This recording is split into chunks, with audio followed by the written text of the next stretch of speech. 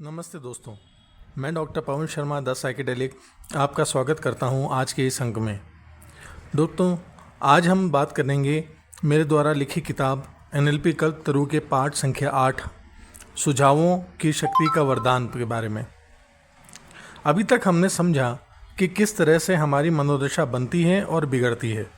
बाहरी परिस्थितियां और दूसरी क्रियाएं हमारी मनोदशाओं को बनाने में हर पल सक्रिय रहती हैं। मैं आपसे एक सवाल पूछता हूँ कि यदि जीवन की पुस्तक आपकी है तो इसके पन्नों पर लिखने का अधिकार भी स्वयं आपको है, तो फिर हम उस पर लिखने का अधिकार किसी और को कैसे दे सकते हैं?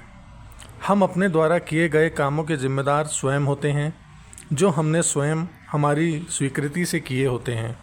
यदि आप ध्यान दें कि अभी तक हमने अधिकतर जो भी कार्य किए हैं वह किसी न किसी दूसरे व्यक्ति को से प्रभावित होकर ही किए हैं।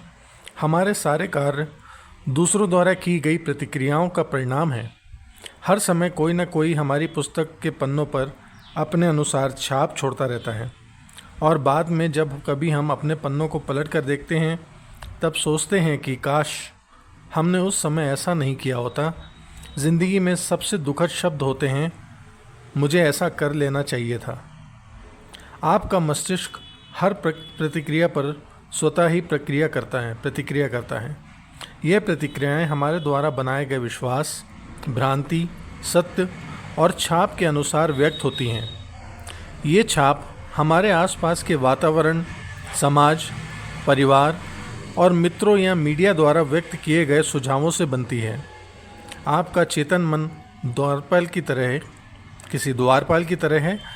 इसका एक महत्वपूर्ण काम गलत सुझावों से आपको अवचेतन मन की रक्षा करना है। यह ज़रूरी है क्योंकि यह मस्तिष्क के लिए एक आधारभूत नियम पर आधारित है। आपका अवचेतन मन सुझाव के प्रति बेहद संवेदनशील है। सुझाव, सजेशंस किसी चीज़ को किसी व्यक्ति के मस्तिष्क में डालने का काम है। यह एक मानसिक प्रक्रिया है जिसमें सुझाया गया विचार स्वीकार किया जाता है या कार्य रूप में परिणत होता है। आपके चेतन मन में उस सुझाव को स्वीकार या अस्वीकार करने की शक्ति होती है।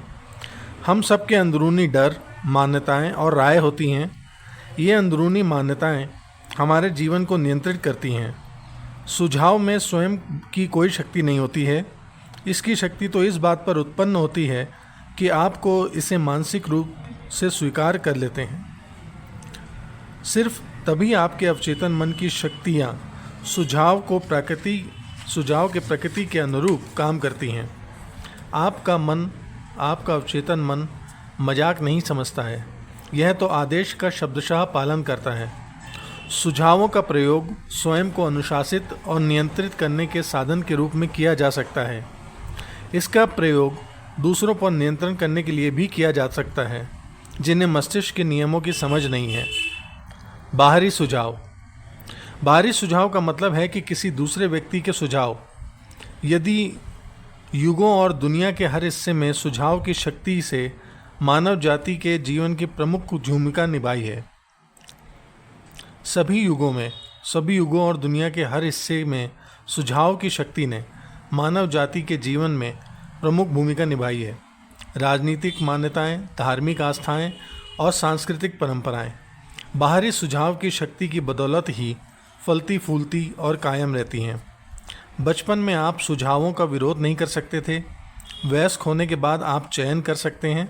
आप सकारात्मक आत्म सुझाव का प्रयोग करके अपनी कंडीशनिंग दोबारा कर सकते हैं और अतीत की छापों को बदल सकते हैं।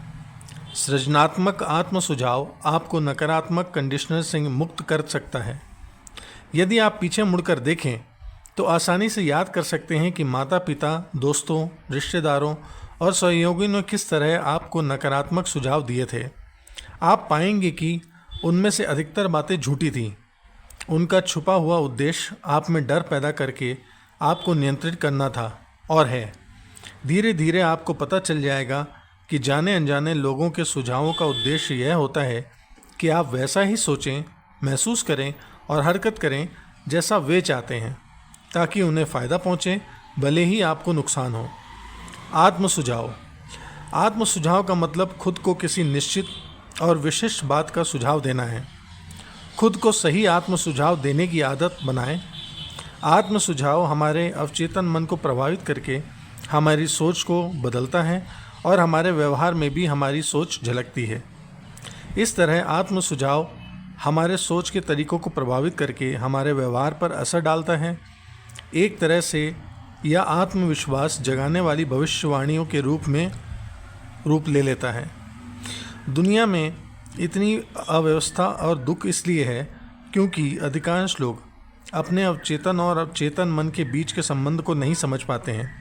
जब ये दोनों अनुरूप होते हैं तो एक सुखद सामंजस्य में होते हैं और आपको सेहत, खुशी, शांति और सुख मिलता है।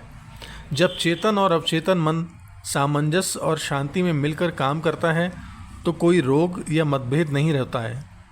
आपकी अपने बारे में क्या सोच या भावना है, आपके व्यक्तित्व का हर हिस्सा उसी सोच की अभिव्यक्ति है। आपकी स्फूर्ति, शरीर, वित्तीय स्थिति, दोस्त और सामाजिक प्रतिष्ठा उन विचारों का प्रतिबिंब है जो आपके अपने बारे में है। इस बात का सच्चा अर्थ यह है कि आप अपने अवचेतन मन पर भीतर जो छाप छोड़ते हैं वह आपके जीवन के सभी क्षेत्रों में बाहर व्यक्त होती है। दोस्तों, आज के अंक में सिर्फ इतना ही। अगले अंक में आपसे फिर मुलाकात होगी। तब तक के लिए मुझे इजाज़त दीजिए। नमस्ते।